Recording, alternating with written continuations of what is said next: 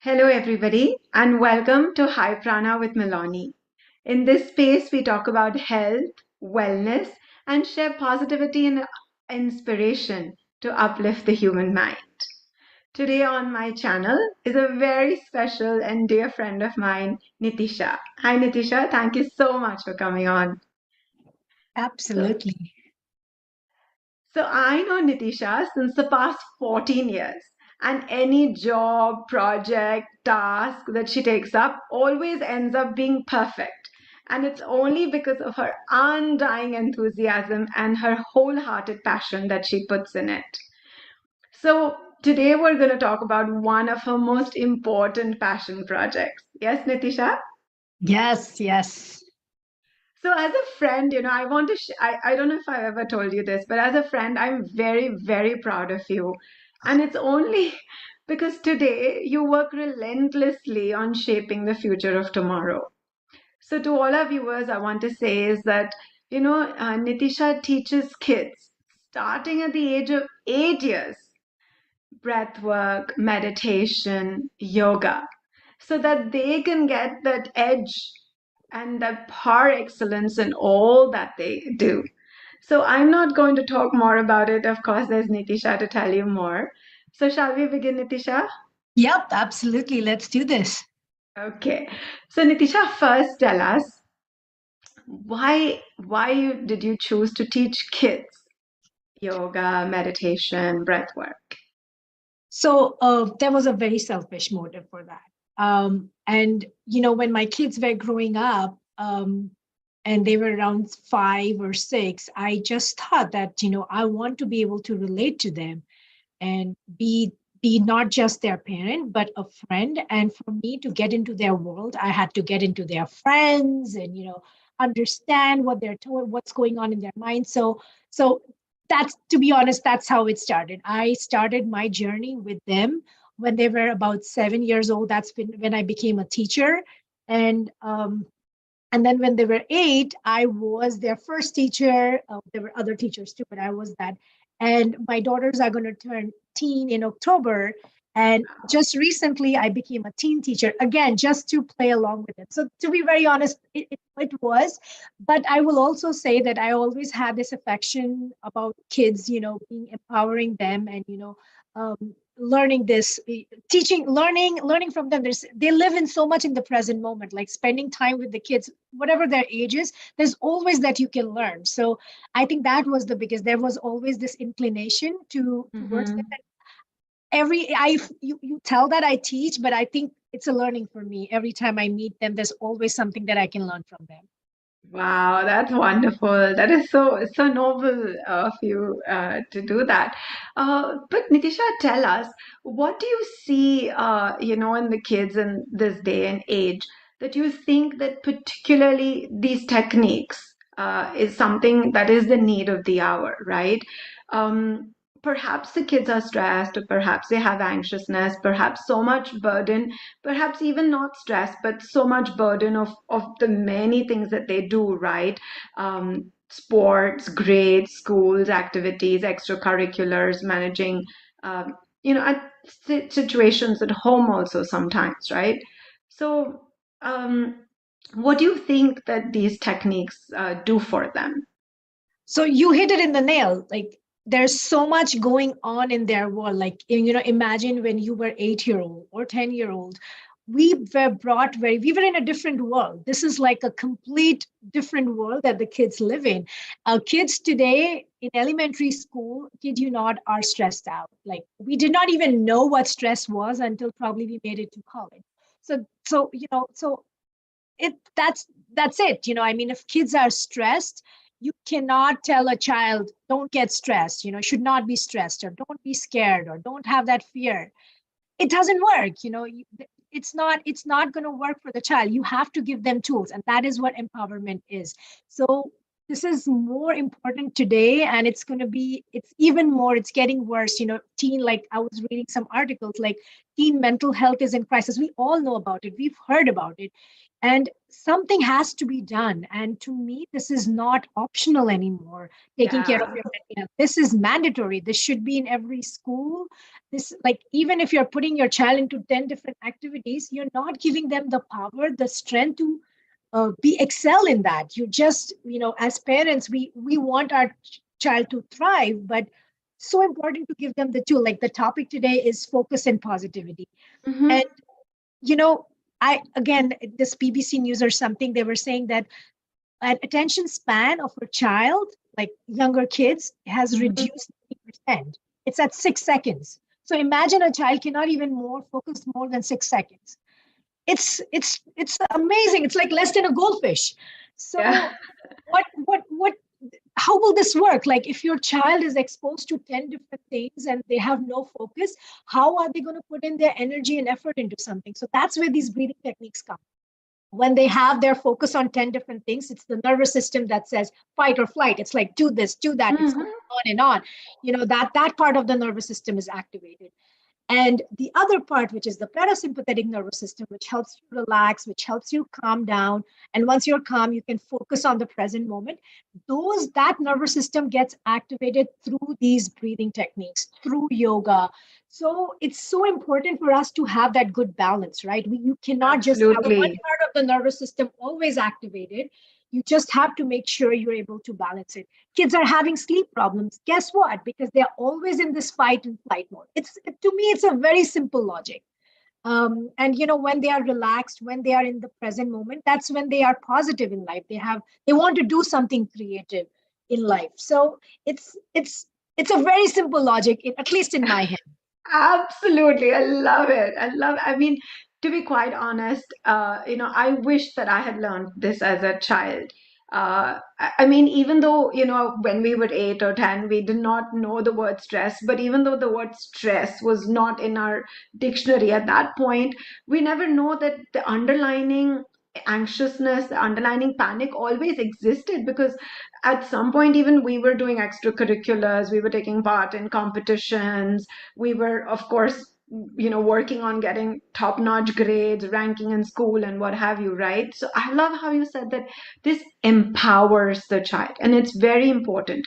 And also want to mention one thing, that it's not necessarily particularly like as a sign that parents will see that their kids are stressed or they have panic. These are just, as you rightly said, that this is just to also activate their focus, their creativity, to bring about that mental balance. You never know when they need it, right? Right. I always use this analogy with the parents that I meet.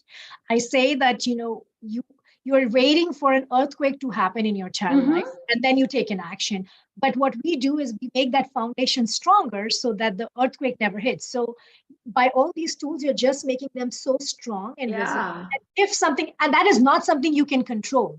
Like, anything can happen, but that's not something you can control. What you can control is how resilient, how emotionally stable your child is. And that is what is coming through these yoga and breathwork practices that I teach. Absolutely. Yes, perfect. So, Nitisha, you teach these courses, these programs. Could you tell us a little bit more about how these courses and programs are structured, without, of course, giving out too much, but a little bit more about what is this breathwork technique? What is this yogic practice that you teach to your kids that empower them?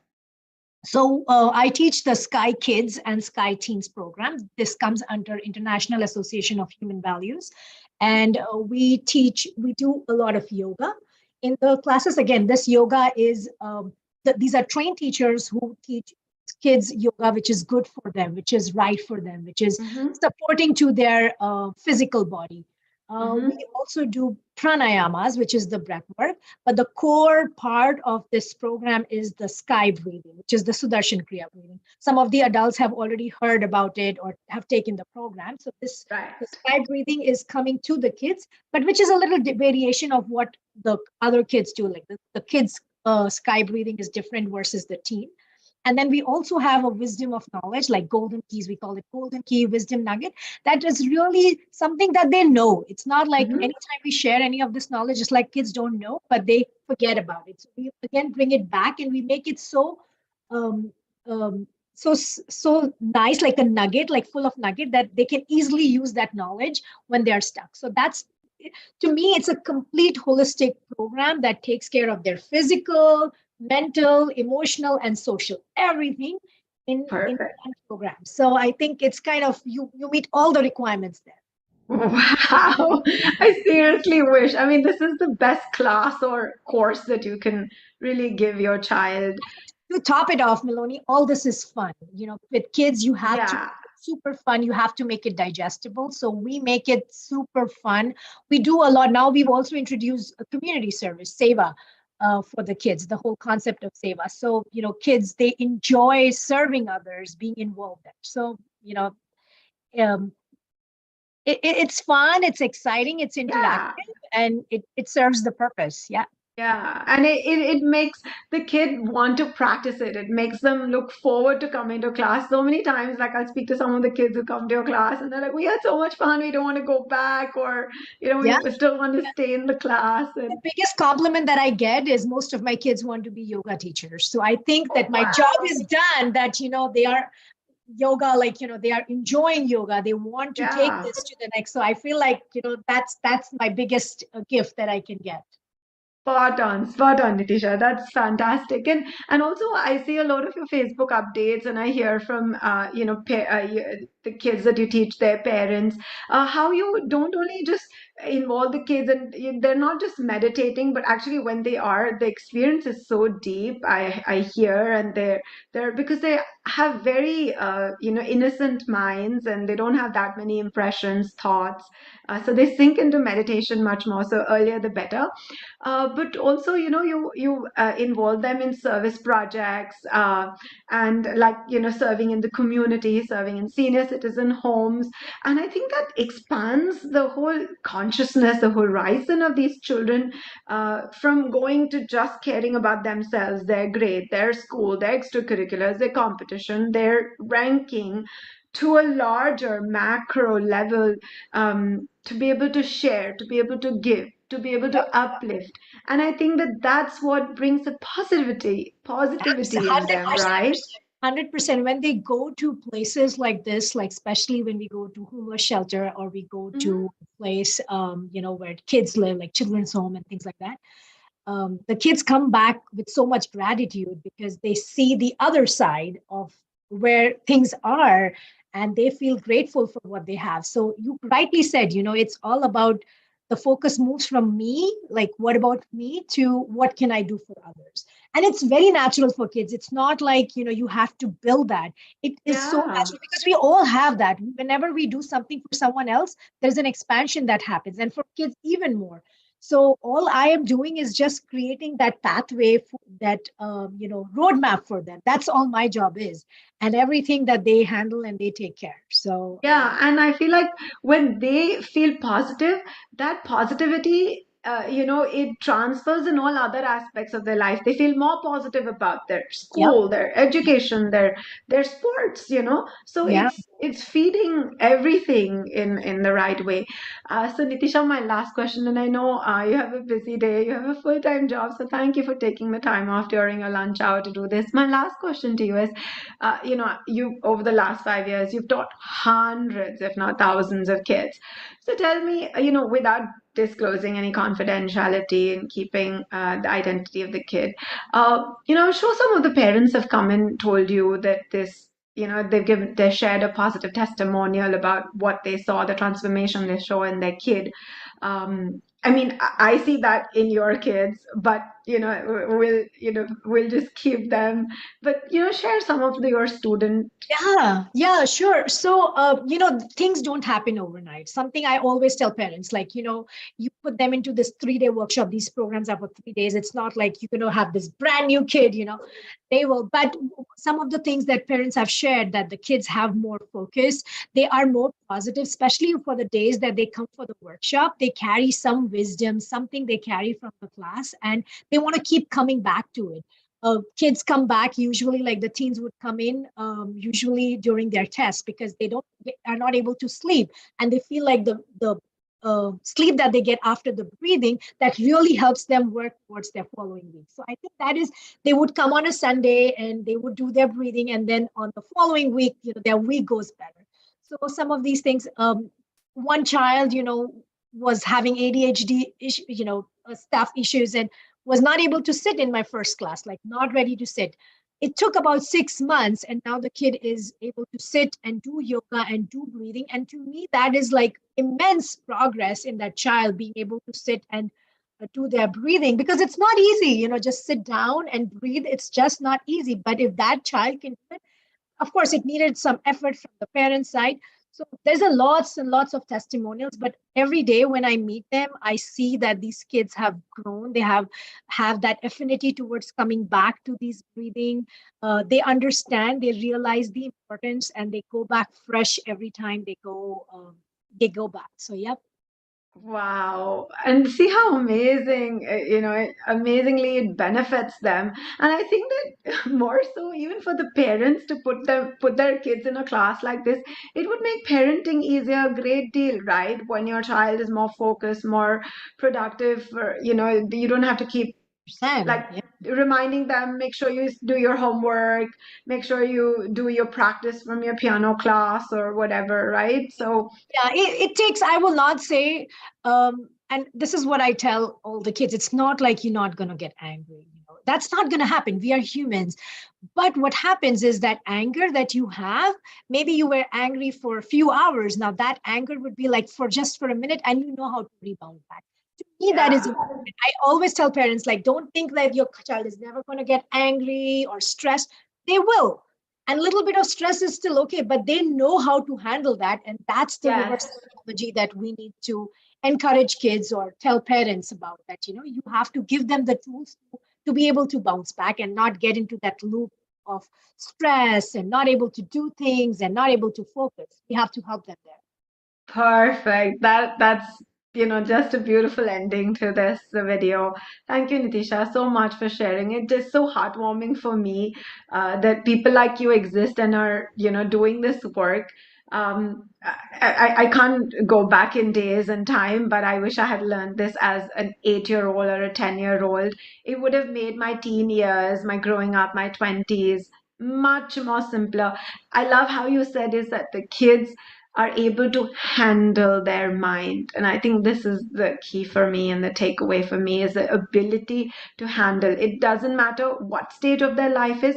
It's good to always keep them equipped with these tools because Mhm. you never know when they may need it. 100%. Yep. And thank you, Meloni. I mean, really proud of you for doing this and creating this platform. We are all human beings. Whatever we can share and share knowledge, share wisdom, or best practices, whatever that is, and you've created that platform for all of us. So I really appreciate that. Thank you, Nitisha. Thank you. So, thank you again for coming, and we'll keep bringing you back and have you share more on some of the projects and things like that you do. But I just want to let the viewers know that in case they want to send their kids to Nitisha's classes, which are obviously in association. I mean, she teaches for the Art of Living Foundation and the International Association of Human Values. She's a volunteer for them, and you can send an email to me and I'll connect you to Nitisha, and or you can find her on Facebook as well, or just find a way to connect with either of us through social media, and we'll be sure to guide you in the right direction. So thank you again, and have a wonderful day, Nitisha. Thank you so much. Thank you, Enjoy Meloni. your lunch. Bye bye. Thanks. Bye.